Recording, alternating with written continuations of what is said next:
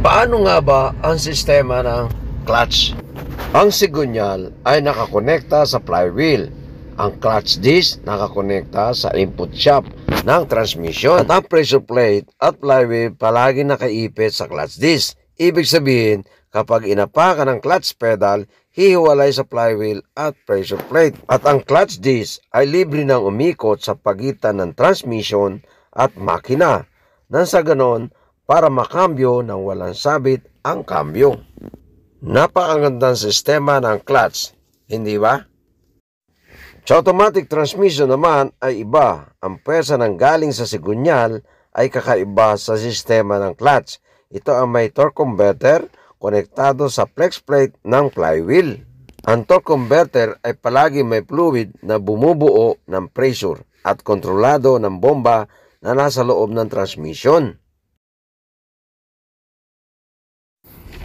Sa madaling salita, kapag umandar na ang makina, gagana ang bomba at ito ay magbubuo ng pressure.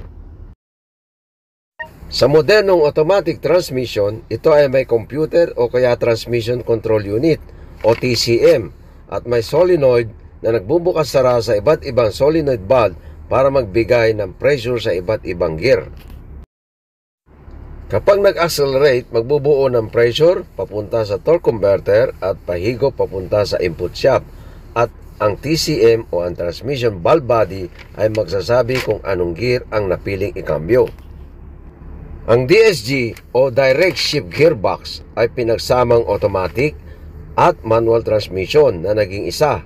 Ang DSG ay may manual transmission at naging isa na kasama ang computer unit at kontrolado kung ano ang magaganap. Simple ito na may dalawang magkaibang clutches at dalawang magkaibang input shaft at dalawang granahe.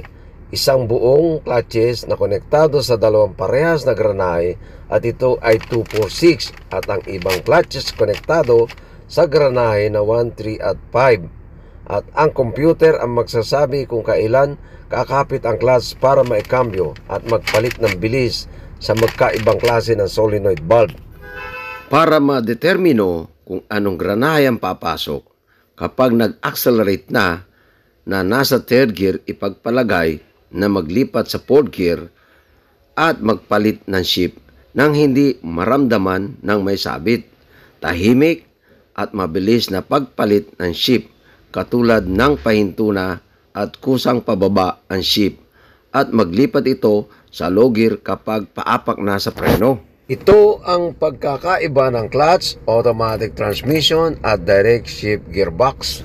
Okay guys, thanks for watching. This is Ed the Expert at Dubai, UAE.